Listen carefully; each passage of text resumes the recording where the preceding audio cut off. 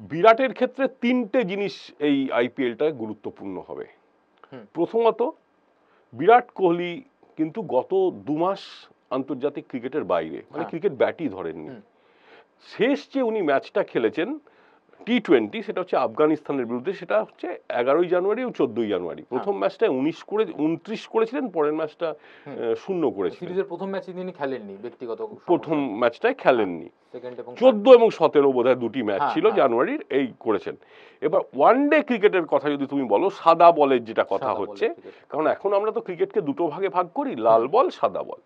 এবার সাদা বলের যে কথাটা বলছো, সেই সাদা বলে ওয়ানডে ক্রিকেট, যেটাকে আমরা 50 ওভারের ক্রিকেট বলি, সেটা খেলেছেন 19শে নভেম্বর 2023 আহমেদাবাদে, যেখানে তিনি অস্ট্রেলিয়ার বিরুদ্ধে ফাইনালে 54 রান করেছিলেন। ঐতিহাসিক সেই ফাইনাল ম্যাচ। ঐতিহাসিক কি অভিশপ্ত সেটা বলা যাচ্ছে না, ভারতের দিক থেকে হয়তো অভিশপ্তই, কিন্তু ফাইনাল ম্যাচ তো বটেই। আর টেস্ট ম্যাচ বলতে কিন্তু খেলেছেন দক্ষিণ আফ্রিকায় শেষ দুটো টেস্ট ম্যাচে। একটাই করেছিলেন বোধহয় 76 রানের একটা ইনিংস ছিল, 38 এবং 76, আর দ্বিতীয় ইনিংসে বোধহয় দ্বিতীয় টেস্টটাই করেছিলেন 46 এবং 12, যদি আমার স্মৃতি ঠিকঠাক থাকে।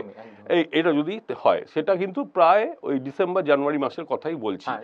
তারপরে এটা হচ্ছে মার্চের 22 তারিখে, এবং গতকাল তিনি এসছেন, এবং আমরা ধরতে পারছি যে 6-7 দিন মতো তিনি প্র্যাকটিস টাইম পাবেন। এবার এটা হচ্ছে যদি প্রথম কারণ হয়, বিরাট কোহলির দিকে সবার নজর থাকবে। দ্বিতীয় কারণ হলো যে সারা ভারতবর্ষ জুড়েই একটা জল্পনা শুরু হয়েছে যে বিরাট কোহলি কি T20 ওয়ার্ল্ড কাপের টিমে, যেটা জুন মাসে হবে আমেরিকা এবং ইউএসএ, তাকে সুযোগ দেওয়া হবে কিনা।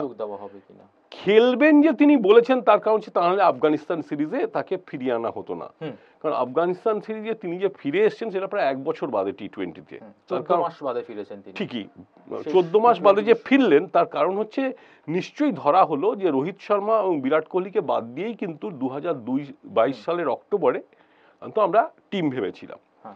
তখন হার্দিক পান্ডিয়াকে ক্যাপ্টেন ধরা হয়েছিল। মাঝে গঙ্গা এবং টেমস দিয়ে অনেক জল বয়ে গেছে, তার ফলে অনেক কিছু পরিবর্তন হয়েছে। এবার দুজনেই যেহেতু বিশ্বকাপ খেলতে আগ্রহ প্রকাশ করেছেন, এবং ভারতীয় যে নির্বাচক মণ্ডলী অজিত আগরকরের নেতৃত্বাধীন, তারা চাইছেন যে দুজনেই খেলুন। দুজনেই খেলুন কিনা চাইছেন আমি ঠিক বলা হয়তো হলো না, একজন চাইছেন যে রোহিত শর্মা ক্যাপ্টেন হয়ে খেলুন। এবার বিরাট কোহলিকে যদি খেলতে হয়, তাকে তো পরিষ্কার কথা, খুব সাদা বাংলায়, তাকে রান করতে হবে। এবং এই যে আইপিএল এর 14টা ম্যাচ, এই 14টা ম্যাচে তিনি কিরকম রান করবেন তার উপরে কিন্তু অনেকটা নির্ভর করছে, এবং তার রান করার চেয়েও স্ট্রাইক রেট,